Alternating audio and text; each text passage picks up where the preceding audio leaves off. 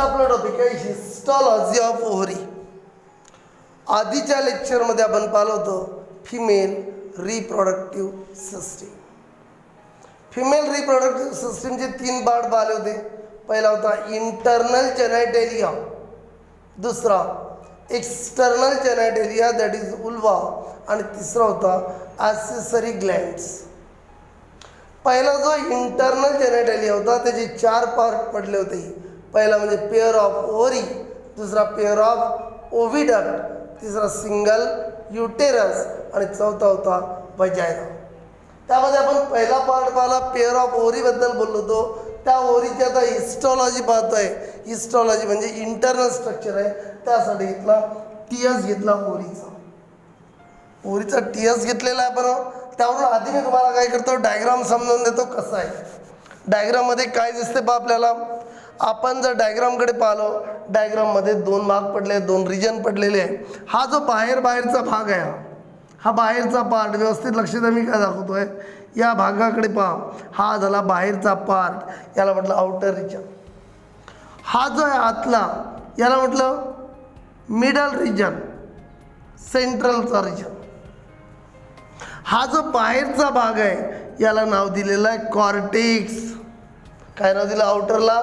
Outer part कोणता आहे? Cortex आहे. आणि इनर पार्ट जो आहे तो कोणता आहे? मेडुला आहे. याचा अर्थ टीएस ऑफ ओव्हरीमध्ये पार्ट किती दिसतात? 2. बाहेरचा पार्ट म्हणजे कोणता? कॉर्टेक्स. आतला पार्ट म्हणजे कोणता? मेडुला.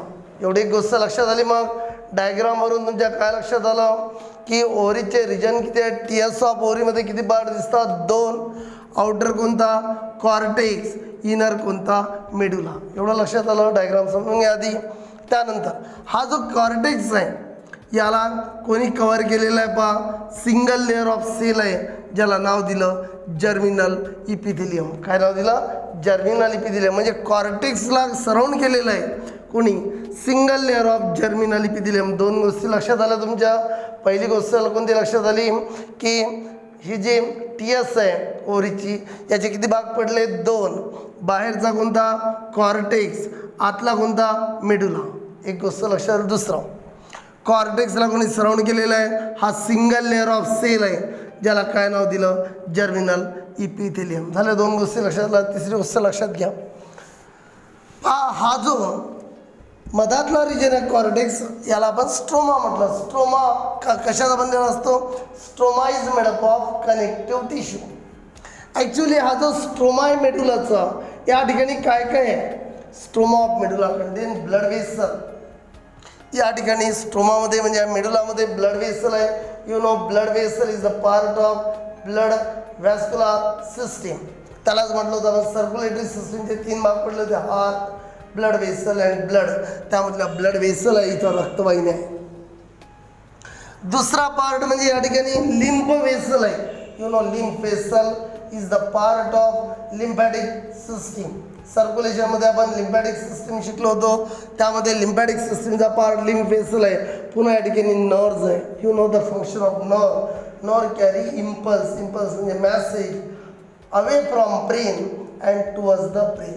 ब्रेनकडून मॅसेज नेणाऱ्या आणि ब्रेनकडे मॅसेज आणणाऱ्या ज्या नर्व्ज आहे त्या नर्व्ज आहे या ठिकाणी. म्हणून म्हटलं आपण स्ट्रोमा जो आहे, स्ट्रोमा कोणाचा पार्ट आहे? मेडुलाचा. हा काय झाला? कॉर्टेक्स. हा काय झाला? मेडुला. स्ट्रोमा ऑफ मेडुलामध्ये काय काय? ब्लड वेसल आहे, लिम्फ वेसल आहे आणि नर्व्ज आहे. 3 गोष्टी झाल्या. काय काय बोललो मी ते लिहिलेलं आपण नंतर शिकू काय लिहायचं आहे. फक्त आधी डायग्राम समजून घेऊन आलो. डायग्राममध्ये काय दिसते आपल्याला?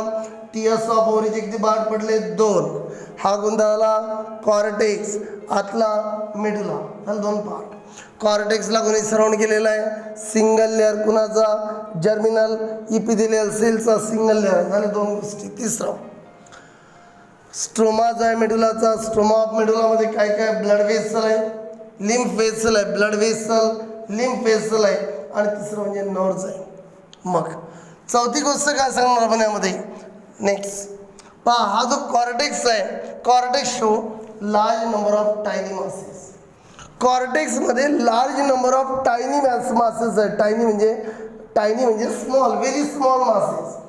कॉर्टेक्समध्ये, हा कॉर्टेक्स आहे ना, कॉर्टेक्समध्ये काय दिसते आपल्याला? लार्ज नंबर ऑफ हे large number of tiny masses of cell आहे, large number of tiny masses of cell आहे आणि त्याला नाव दिलं ओव्हरियन फॉलिकल्स.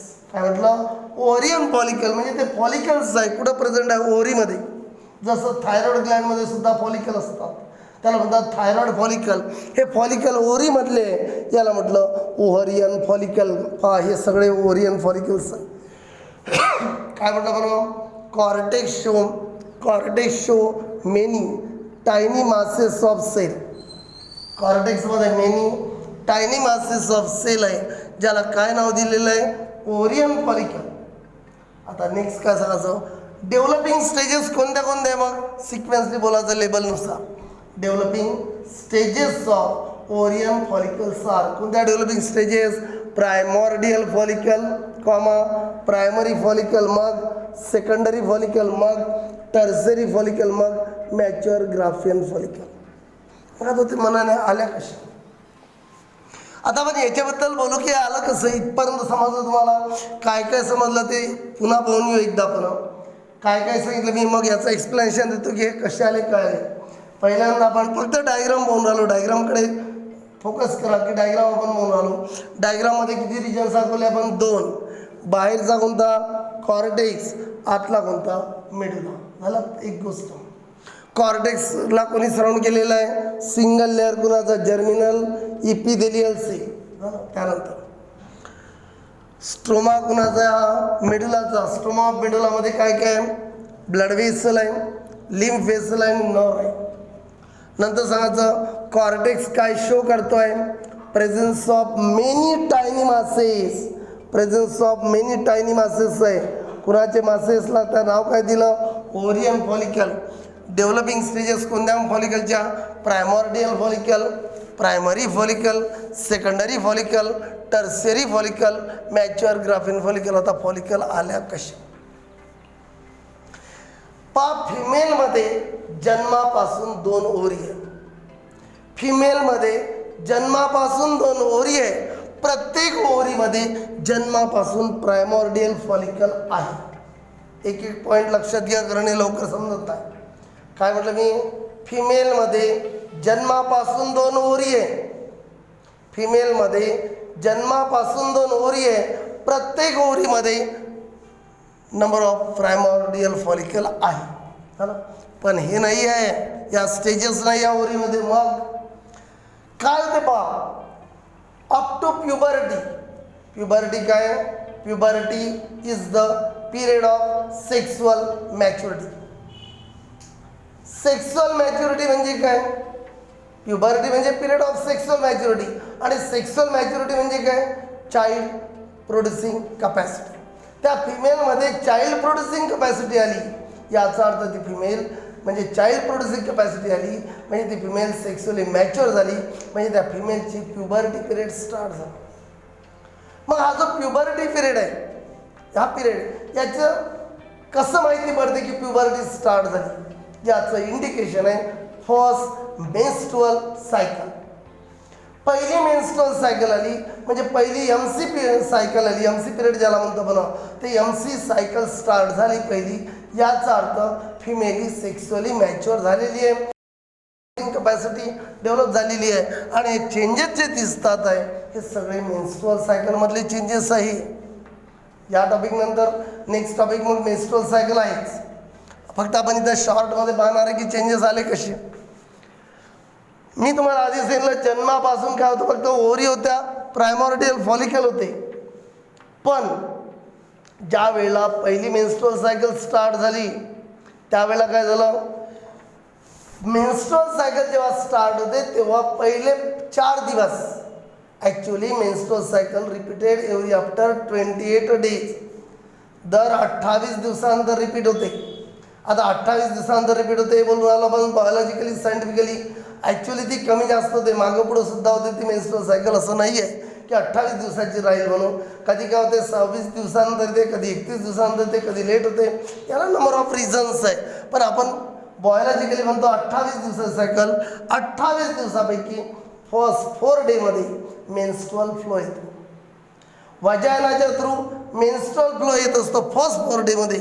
मग आता हे जे चेंजेस स्टार्ट झाले हे स्टार्ट झाले फ्रॉम 5th डे.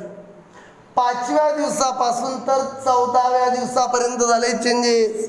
इथपर्यंत हा 14वा दिवस आहे. मेन्स्ट्रुअल सायकलमध्ये मी काय सांगितलं, पहिले 4 दिवस काय झालं, पहिले 4 दिवस मेन्स्ट्रुअल फ्लो होता. डिटेलमध्ये आपण बोलणार आहोत, डिटेलमध्ये टॉपिकमध्ये बघू, फक्त शॉर्टली सांगतो. पहिले 4 दिवस मेन्स्ट्रुअल फ्लो होता. 5व्या दिवसापासून हे डेव्हलपमेंटल स्टेजेस डेव्हलप व्हायला सुरुवात झाली. इथे 14व्या दिवशी हे होते ओहम आहे. 14व्या दिवशी मग होते काय 5व्या दिवसापासून. आणि महत्वाचं काय, दोनही ओरीमध्ये चेंजेस होत नाही. फिमेलमध्ये ओरी किती आहेत, 2 पैकी एक ओरी. मी काय बोलतो वाक्यावर लक्ष द्यायचं, प्रत्येक मेन्स्ट्रुअल सायकलमध्ये 2 पैकी एक ओरी 1 ओहम 14व्या दिवशी प्रोड्यूस करते. काय म्हटलं वाक्य, फिमेलच्या प्रत्येक मेन्स्ट्रुअल सायकलमध्ये, फिमेलमध्ये ओरी किती आहे, 2. प्रत्येक मेन्स्ट्रुअल सायकलमध्ये 2 पैकी एक ओरी 1 ओहम प्रोड्यूस करते. म्हणजे याचा अर्थ आणतोय कधी, 14व्या दिवशी. म्हणजे 28 दिवसाचं सायकल मिडवे, त्या पिरियडला म्हणतात मिडवेला. याचा अर्थ फिमेलमध्ये त्या 14व्या दिवसाच्या आधी ओहम होता काय, नाही. फिमेल कमेंट होता काय, नाही. नंतर होता काय, नाही. मेलमध्ये एनी टाइम स्पर्म प्रेझेंट आहे. मेलमध्ये एनी टाइम स्पर्म प्रेझेंट आहे. पण फिमेलमध्ये स्पर्म जे असतात ते, फिमेलमध्ये एक जो असतो तो एक कधी येणार, 14व्या दिवशी. फक्त एका मेन्स्ट्रुअल सायकलमध्ये 1 ओहम रिलीज होते. फिमेलमध्ये अल्टरनेट ओव्हुलेशन आहे. कसं, जर समजा या मेन्स्ट्रुअल सायकलमध्ये जर राईट ओरीने काय केलं, राईट ओरीने समजा ओहम रिलीज केला, पुढच्या मेन्स्ट्रुअल सायकलमध्ये लेफ्ट ओरी रिलीज करणार, पुन्हा राईट पुन्हा लेफ्ट, या ठिकाणी लेफ्ट राईट होत राहणार. लेफ्ट ओरी नंतर राईट ओरी, लेफ्ट ओरी. पण एका मेन्स्ट्रुअल सायकलमध्ये एकच ओहम रिलीज होते. फिमेलमध्ये एनी टाईम ओहम प्रेझेंट नाही आहे. फक्त 14व्या दिवशी ओहम रिलीज होते. मग काय होते काय पहा, सुरुवात कशी होईल, 5व्या दिवसापासून झाले चेंजेस चालू. पहिल्यांदा काय, प्रायमॉर्डियल तर काय बनणार, एकच. किती प्रायमॉर्डियल फॉलिकल असेल त्यापैकी एकच प्रायमॉर्डियल फॉलिकल कशामध्ये कन्वर्ट झाला, प्रायमरी फॉलिकल. एक प्रायमरी फॉलिकल कशामध्ये कन्वर्ट झाला, एक सेकंडरी फॉलिकल. एक सेकंडरी फॉलिकल कशामध्ये कन्वर्ट झाला, एक टर्सियरी फॉलिकल. एक टर्सियल फॉलिकल कशामध्ये कन्वर्ट झाला, मॅच्युअर ग्राफियन फॉलिकल झाला. हे 13 दिवसपर्यंत हे चेंजेस होतात. 13 पर्यंत.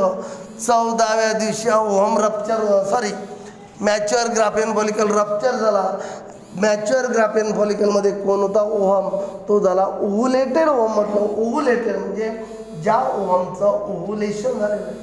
ओव्हुलेशन म्हणजे काय, release of ovum from ovary. ओव्हरीच्या बाहेर ओहम येणे, ओव्हरीच्या बाहेर ओहम येणे त्याला म्हणतात ओव्हुलेशन. ओहमचं प्रोडक्शन होणे त्याला म्हणतात oogenesis. ओहमचं जे प्रोडक्शन होते त्याला म्हणतात oogenesis. आणि ओहम जो आता रिलीज झाला त्याला म्हटलं ओव्हुलेशन. हा ओव्हुलेटेड ओहम आहे. कधी झालं, 14व्या दिवशी ओहम रिलीज झाला. इथपर्यंत समजलं असेल. काय सांगितलं मी, 5व्या दिवसापासून तर 13व्या दिवसापर्यंत चेंजेस झाले. काय झालं, primordial get convert into primary एकच, primary get convert into secondary एकच, एक सेकंडरी गेट कन्वर्ट इंटू एक टर्सियरी एकच, tertiary get convert into mature Graafian follicle एक. 14व्या दिवशी ओहम काय झाला, ओहम नाही, ग्राफियन फॉलिकल काय झाला, रप्चर झाला आणि ओहम रिलीज झाला. याला म्हटलं ओव्हुलेटेड ओहम किंवा रिलीज ओहम. रिलीज झालेला बाहेर आला. मग पुन्हा 2 नावर आले, कार्पस ल्युटियम आणि कार्पस अल्बिकम. हे काय, मग हे कुठून आले, काय झालं, ग्राफियन फॉलिकल मधला ओहम रिलीज झाला. ओहम महत्वाचा होता, तोच जर बाहेर गेला काय शिल्लक राहिलं, एम्प्टी ग्राफियन फॉलिकल. काय म्हटलं पुन्हा, एम्प्टी ग्राफियन फॉलिकल, रिकामा आहे ग्राफियन फॉलिकल. तो कन्वर्ट झाला कार्पस ल्युटियम मध्ये. कशामध्ये कन्वर्ट झाला, कार्पस ल्युटियम. आणि कार्पस ल्युटियम जो आहे हा सिक्रीट करते हार्मोन. कार्पस ल्युटियम सिक्रीट करते हार्मोन ज्याचं नाव आहे प्रोजेस्टिरॉन. प्रोजेस्टिरॉन नावाचा हार्मोन सिक्रेट करते कोण, कार्पस ल्युटियम. का, कारण या ठिकाणी चान्सेस मी आता सांगितलं फिमेलमध्ये प्रत्येक मेन्स्ट्रुअल सायकलमध्ये किती ओव्हम रिलीज होऊन राहिला? एक. तो केव्हा? 14व्या दिवशी. जर त्या 14व्या दिवशी त्या पिरियडमध्ये जर त्या फिमेलचा मेल सोबत जर सेक्सुअल कॉन्टॅक्ट झाला, 14व्या दिवशी फिमेलमध्ये ओव्हम रिलीज झालेला आहे, त्या 14व्या दिवशी जर म्हणजे ओव्हम रिलीज झाला त्यावेळेला जर समजा त्या फिमेलचा मेल सोबत सेक्सुअल कॉन्टॅक्ट झाला, फर्टिलायझेशन टेक्स प्लेस. का? मेलमध्ये मी आधी सांगितलं मेलमध्ये एनी टाइम स्पर्म प्रेझेंट होते. 14व्या दिवशी काय झालं? फिमेलमध्ये काय रिलीज झाला? ओव्हम. दोघांचं काय झालं? फर्टिलायझेशन झालं. आणि फर्टिलायझेशन झालं याचा अर्थ प्रेग्नन्सी स्टार्ट झाली. आणि ती प्रेग्नन्सी मेंटेन कोण करते? Progesterone hormone. आणि म्हणून प्रोजेस्टेरॉन नाव आहे pregnancy hormone. Y? Because progesterone maintain the pregnancy. आणि म्हणूनच तो जो 14वा दिवस आहे, बायोलॉजिकली 14 म्हटलं बरं, मागं पुढे होतं म्हणून 13, 14, 15 हा जो पिरियड आहे हा फिमेलसाठी रिस्की पिरियड म्हणून कन्सिडर केला जातो. याला रिस्की पिरियड म्हणतात कारण या पिरियडमध्ये फिमेलमध्ये ओव्हम रिलीज होते आणि त्या फिमेलचा जर सेक्सुअल कॉन्टॅक्ट मेलसोबत या पिरियडमध्ये झाला 13, 14, 15 मेन्स्ट्रुअल सायकलच्या डेमध्ये नक्की प्रेग्नन्सी स्टार्ट होण्याचे चान्सेस राहते कारण ओव्हम रिलीज झालेला आहे. त्याच्या आधीचा जो पिरियड आहे 12, 13 म्हणजे 12, 13च्या आधीचे जे दिवस आहे, पहिले 4 दिवस मेन्स्ट्रुअल फ्लो होता, sexual contact is not allowed. पण 6व्या 7व्या दिवसापासून तर 12, 13 दिवसापर्यंत त्याला म्हणतात सेफ पिरियड. सेफ पिरियड का म्हटलं? कारण त्या फिमेलचा त्या पिरियडमध्ये जर मेलसोबत सेक्सुअल कॉन्टॅक्ट आला, मेलचे स्पर्म डिपॉझिट होतील, पण फिमेलमध्ये एक आहे का नाही, तो कधी येणार? 14व्या दिवशी. म्हणून तो safe period. Fertilization does not take place, there is no chances of pregnancy. 15-16 नंतर पुन्हा 28 दिवसापर्यंत तो सुद्धा फिमेलसाठी सेफ पिरियड आहे कारण त्याही पिरियडमध्ये फिमेलमध्ये एग राहत नाही. मी आधी सांगितलं फिमेलमध्ये एग कधी रिलीज होते? मिडवेला. आणि प्रत्येक मेन्स्ट्रुअल सायकलमध्ये एकदाच एग रिलीज होते. 14व्या दिवशी. आणि त्यावेळेला जर सेक्सुअल कॉन्टॅक्ट झाला, fertilization takes place and pregnancy start. आणि म्हणूनच हा काय झालं पहा, प्रेग्नन्सी मेंटेन करण्यासाठी हा एम्प्टी ग्राफियन फॉलिकल कशामध्ये कन्वर्ट झाला? Corpus luteum. मग आता कार्पस अल्बिकन कसं झाला? आता आपण आधीच म्हटलं एक कंडिशन सांगितली मी तुम्हाला, 14व्या दिवशी फिमेलमध्ये ओव्हम रिलीज झालेला आहे. जर त्या 14व्या दिवशी त्या फिमेलचा मेलसोबत सेक्सुअल कॉन्टॅक्ट झाला, फर्टिलायझेशन टेक्स प्लेस. फर्टिलायझेशन झालं म्हणजे प्रेग्नन्सी आहे. प्रेग्नन्सी आहे म्हणजे प्रेग्नन्सी मेंटेन करायची गरज आहे, प्रोजेस्टेरॉनची गरज आहे. प्रोजेस्टेरॉनची गरज आहे म्हणजे सिक्रेट करणारा कार्पस ल्युटियम हा मेंटेन केला जातो, त्याला राखून ठेवला जाते कार्पस ल्युटियमला. कधी?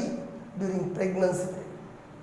पण आता दुसरी कंडिशन, 14व्या दिवशी ओव्हम रिलीज झाला, फिमेलचा मेलसोबत सेक्सुअल कॉन्टॅक्ट नाही झाला, देर इज नो फर्टिलायझेशन.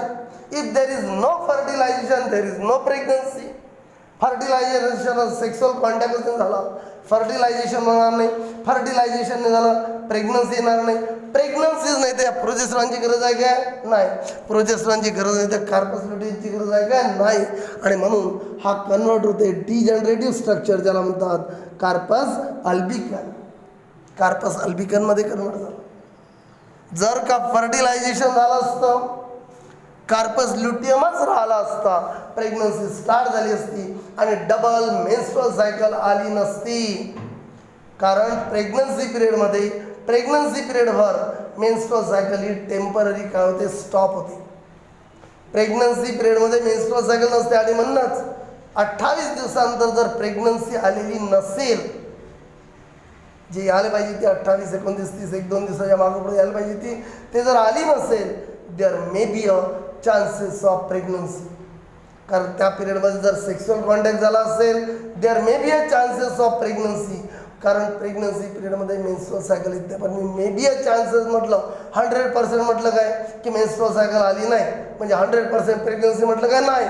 का नाही?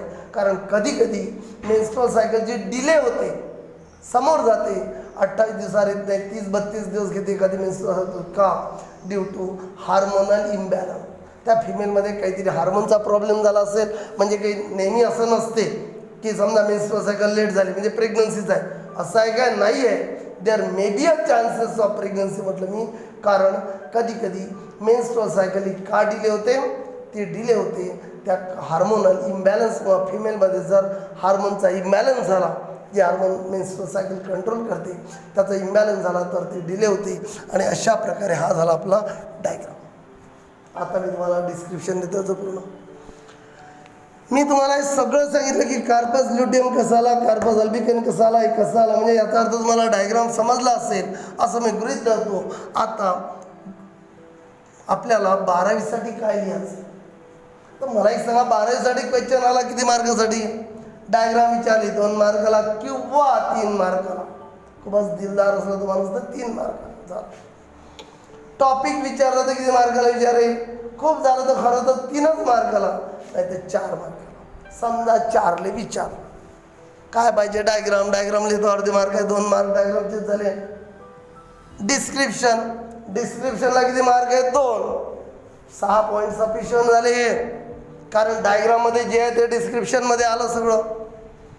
याच्यावर काही पाहिजे नाही, पण पुस्तकामध्ये भरपूर दिला, भरपूर सगळं जे ऑब्जेक्टिव्ह वगैरेमध्ये विचारू शकते. म्हणून आपण काय केलं की हिस्टॉलॉजी ऑफ ओरी फक्त 6 पॉईंटमध्ये निपटवली. पूर्ण मेन पॉईंट घेतले, जे ज्याला बोर्ड एवढं जर लिहिलं पूर्ण 4 पैकी 4 मार्क देते, 3 असेल 3 पैकी 3 मार्क मिळते म्हणजे मिळते, त्यावर डाऊट नाही. पण मग एक्स्ट्रा पॉईंट आपण ते अलग घेतले.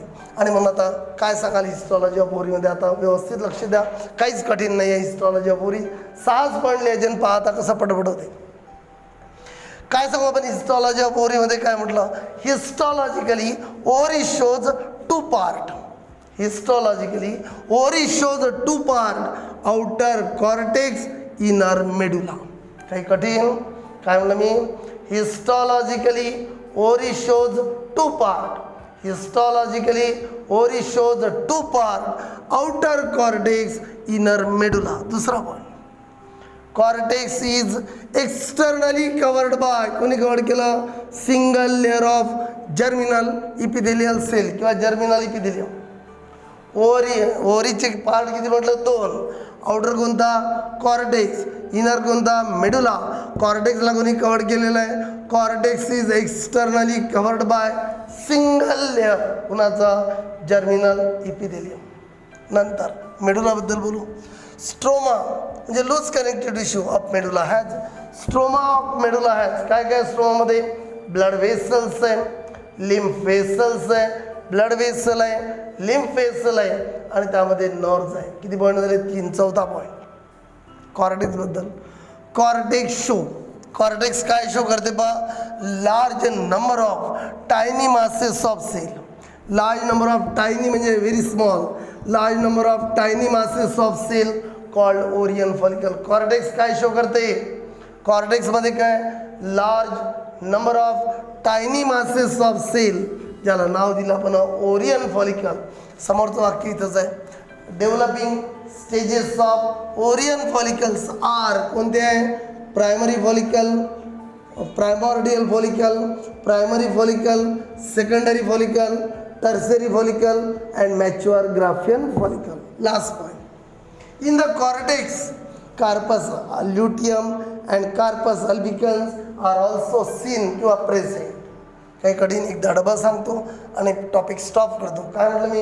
हिस्टॉलॉजी ऑफ ओरी पाहत आहे पहा. Histologically ovary shows 2 part, outer cortex, inner medulla. झाला एक पॉईंट. दुसरा, cortex is externally covered by single layer of germinal epithelium. 2 point. तिसरा, स्ट्रोमा ऑफ मेडुला.